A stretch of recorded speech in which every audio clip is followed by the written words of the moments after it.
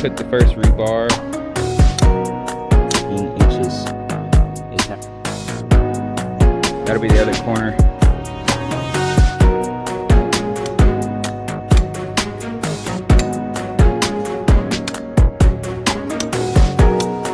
We hit, the diagonal should be 50 feet and 7 inches.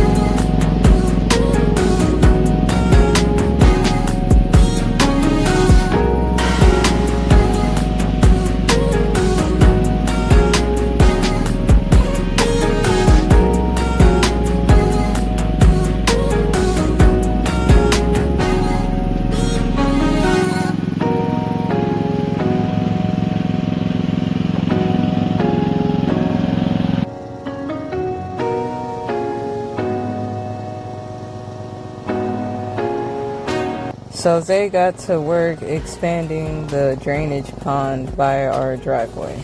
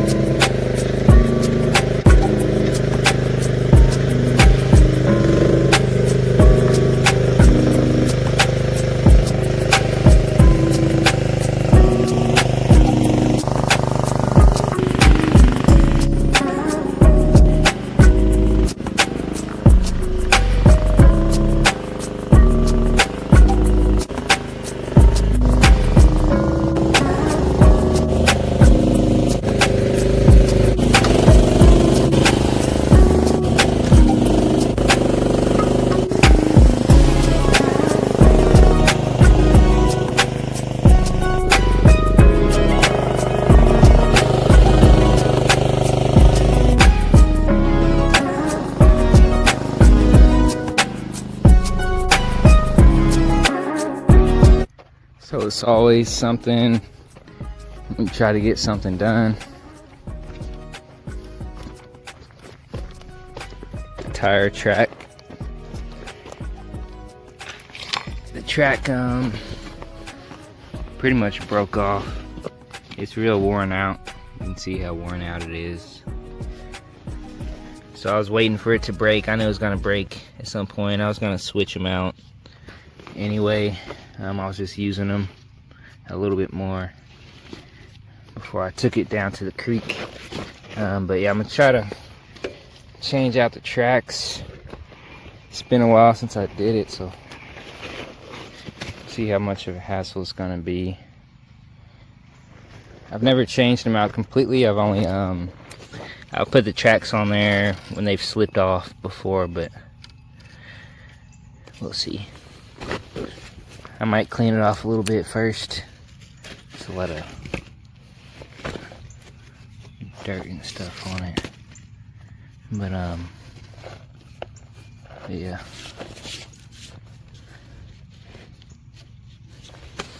But I got some new tracks. I just got to bring them over here. They're pretty heavy. I'll probably replace both of them. Yes, anyway. Just trying to get the driveway done. So you can see what I did on the driveway so far. I wanted to work on it today because it's supposed to be raining all next week. So I never really completed it. I need to get the water to where it flows better into the pond. Almost got it, but the track broke off. So all I gotta really do is level this out now. See, Blue enjoys the pond area. And so I had to push more dirt up here and then dig this area down so the water can flow down. I never completed it because it was just so wet and it kept raining, and got busy doing other stuff. But I'm trying to kind of shape it up some, compress it, compact it down, and then hopefully the rain will kind of settle it in place. And then I'm hoping it'll help divert the flow of the rain, keep the driveway from getting muddy, too muddy. It might be muddy this first time after digging, but once the water washes it and we drive over it a few times, we can compact it down. I'm just trying to shape it up before the water comes through, because I don't want the water to sit. I want the water to be able to flow. And so that's what keeps the driveway from getting ruts in it, is to keep the water from sitting on it.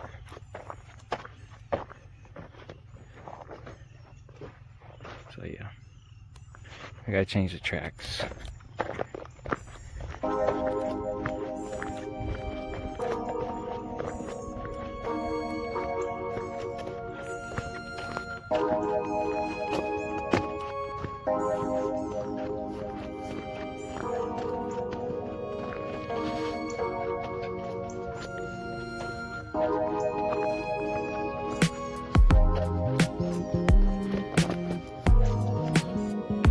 So I got these tracks. I ordered them maybe a few weeks ago, when I seen the tracks were getting worn out, so that I have some tracks to replace them once they break off or get too worn down. So I use the dolly to help pull the tracks.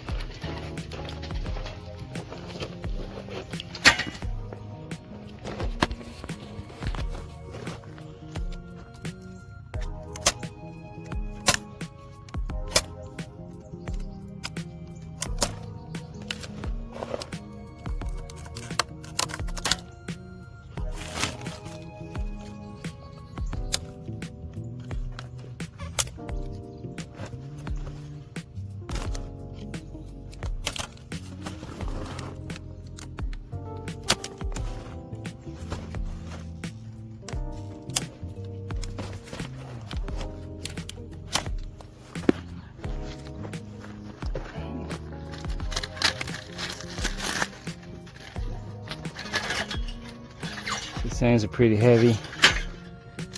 Use 2 hands. Let's see Layla over here. Oh my goodness. Their paws look like mittens. Yeah. They're so big. He's like, alright, She had to lay down.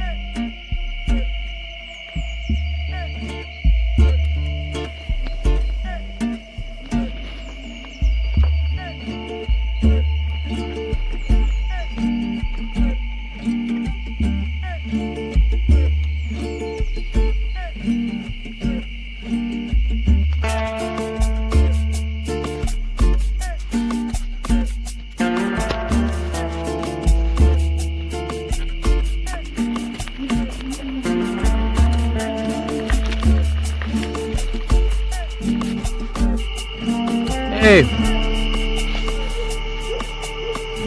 Come on, sheep!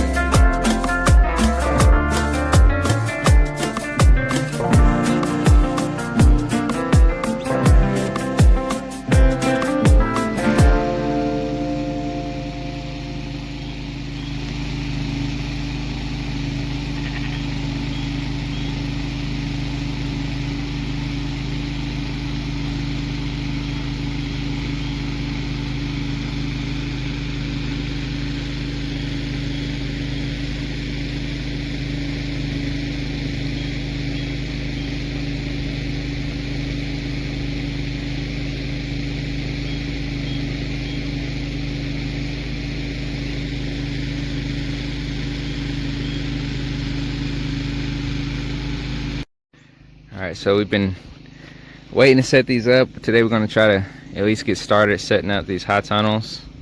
It looks like junk, but it's actually pretty expensive high tunnel kit. We got two 16-foot wide by 48 feet long high tunnels that we'll be setting up. So I'm going to try to at least get the bars in the ground. We'll be setting them up over in this area where the flags are, where the animals are standing. I think they got curious, but it's been raining a lot, so I figured today would be a good day to put the bars in the ground, the rebar. So we got to hammer these in the ground, and then we'll be using this to set up the frame for the high tunnels. And so we'll see how much we can get done today before we got to go. But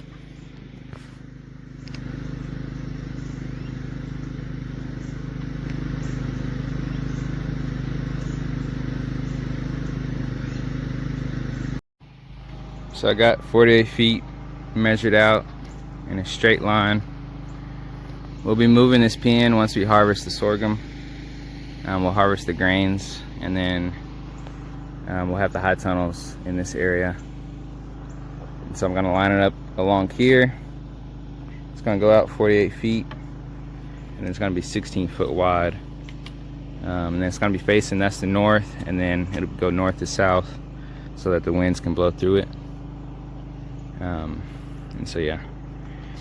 So now we got it measured. I'm gonna put the first rebar right here, and then go to the end, and then in between we'll measure every 4 feet, because the bows will be spaced every 4 feet. And so we'll put these rebar in the ground. Supposed to put them in the ground and then leave about, I think, 12 to 16 inches sticking out of the ground. So we'll have to measure it, and then yeah, make sure it's in there. And that's what's going to keep it sturdy or stable during the winds and everything. It'll hold it in place.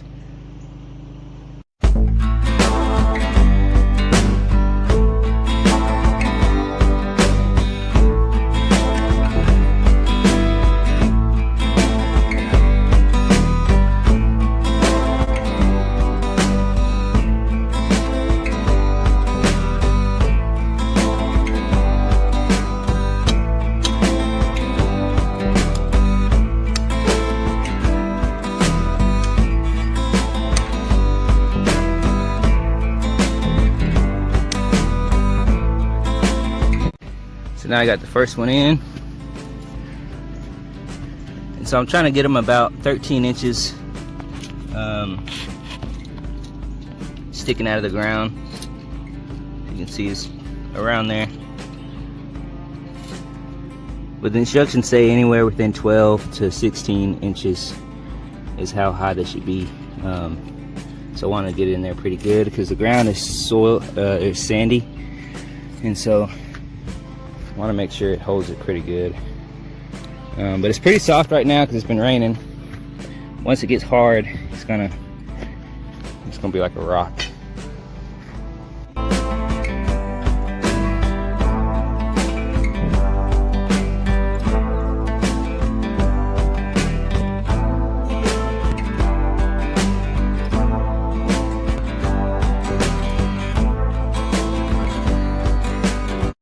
Okay, so now we got it.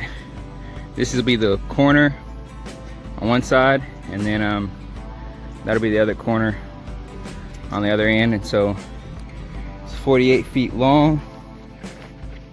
So I measured it, 48 feet.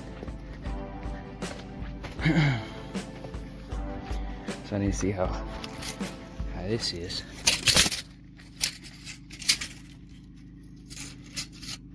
So it's in there right at 13. So that's perfect. I need to straighten it a little bit, but it's all right. And so next we'll go along this line every 4 feet.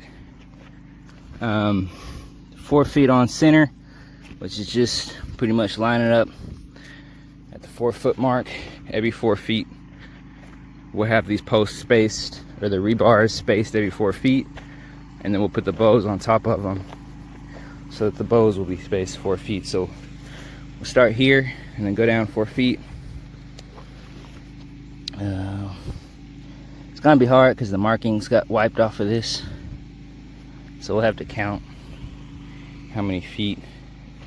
There's no numbers that show how many feet in some spots, so yeah, they're pretty faded. So that's gonna be the difficult part. But some of them we can see, like 19 feet here. It's just up in the beginning. A lot of these are faded, so I don't know if I have the numbers on them.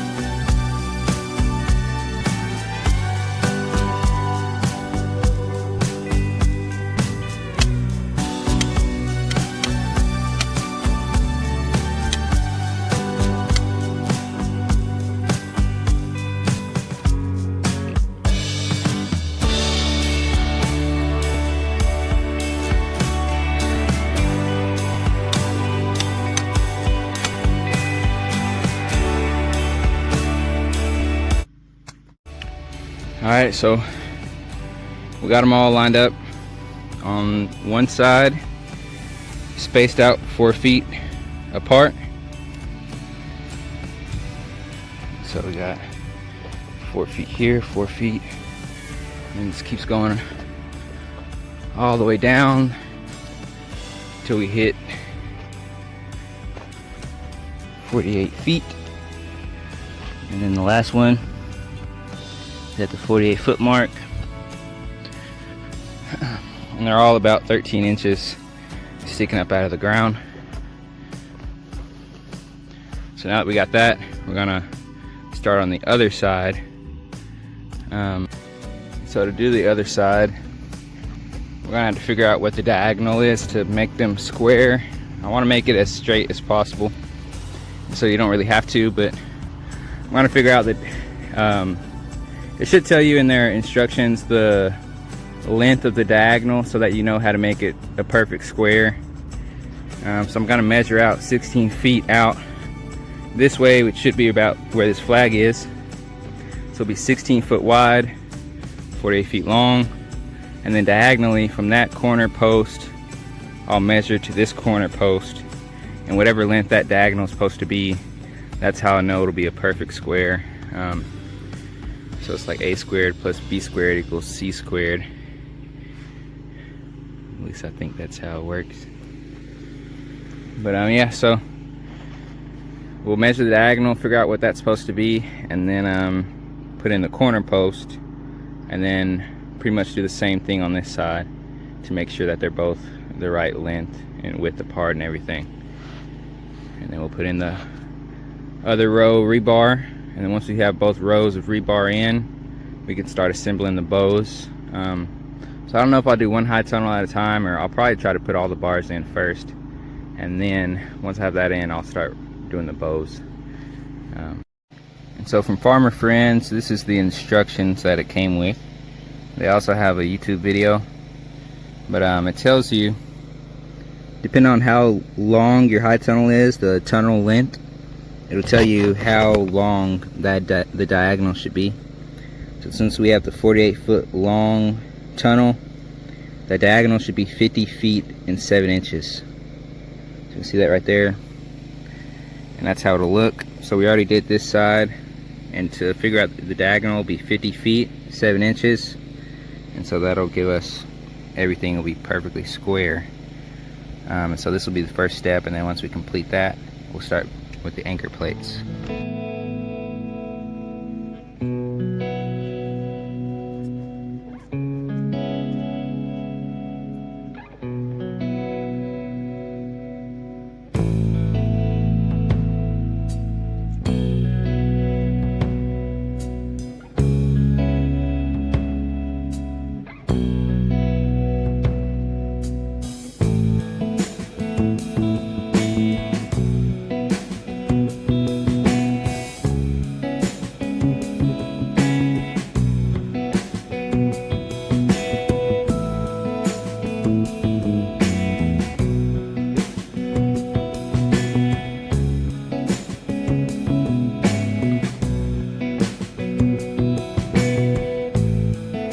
Whoa!